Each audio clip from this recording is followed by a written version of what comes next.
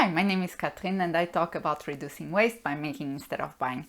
And since it's 2nd of September, I'm all about talking about secondhand this month. And in today's video, I'm going to share with you a few tips on buying secondhand items and going to thrift stores. First of all, you need to be very patient.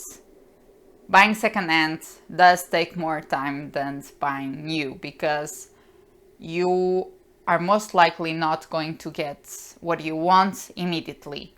If you know specifically what you want, you can go search it online and it might be a little bit faster, but generally it takes more time. So you need to be more patient and you need to buy slower. This is great because it also helps us understand how used to instant gratification we are. So be patient, take your time, figure out what you want and what you don't want. Buying secondhand really helps you narrow what you really like. At least that has been my experience, because I know that it takes me time to find a piece, so I'm not just going to buy everything and not really like it. If it's your first time buying secondhand, try to be very specific on what you want, because otherwise you might be a little bit overwhelmed by the amount of stuff that you can buy. Plus, it's generally cheaper, so you might want to take the discounts, but not really thinking whether or not you'll use that piece. The second tip is to have a plan. Along the same lines, if you don't have a plan, and you don't need to be super specific, but at least you should know what you are looking for in rough terms. Because if you don't have a plan, you might have a tendency to overbuy and buy everything because it's cheaper and you are not very clear on what you want, and you might feel the need to buy more than you need. So having a plan not only is great to understand what you need, but also to make sure that you don't feel overwhelmed in your thrift shopping. One of the things that you can do if you are searching for very specific items is to write them down and have them in your phone, so you can know exactly, if you run into a thrift shop, you know exactly, okay, so this is what I need and this is what I planned for. Maybe you wrote these a few months ago and only now you have found the perfect piece for your bedroom, or maybe that perfect jacket.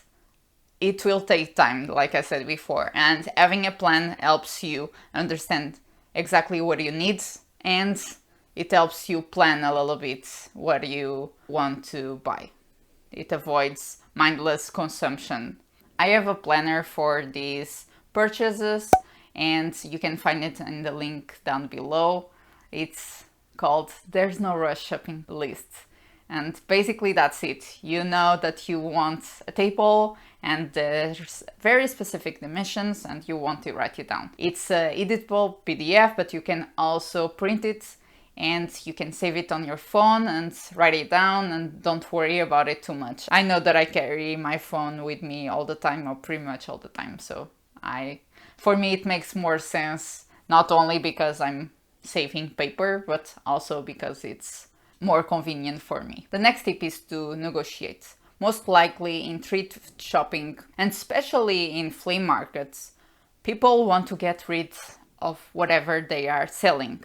So maybe you can use that to your advantage and ask for a discount or ask for a deal, a bundle deal. I frequently say, I want this piece and this piece. Do you make a special price if I buy both? And generally people are okay with that. The worst thing that it can happen is they say no, and it's okay. Many people that are selling on flea markets especially want to get rid of what they have. So you are doing them a favor by asking for them to make a bundle. So don't worry about it. And it's fine if they don't agree. Just be okay with it and move on to the next one, or just buy at the price that they put. Lastly, I wanted to talk about defects in secondhand items. So a lot of secondhand items are in perfect condition, but a lot of them are also items with defects. And you want to make sure that you are very careful in looking out for those defective items. So there are 3 ways that you can look at a defective item. First of all is, okay, I cannot buy this with this. So basically you cannot buy it like it is right now, so drop it. Second is, okay, I can live with this and I really don't need to change anything. It's barely noticeable, so I'm just going to use it as it is right now. And especially for furniture, these can happen a lot of time, because even if it's a scratch, sometimes it's in a place that no one is going to look, and it's okay.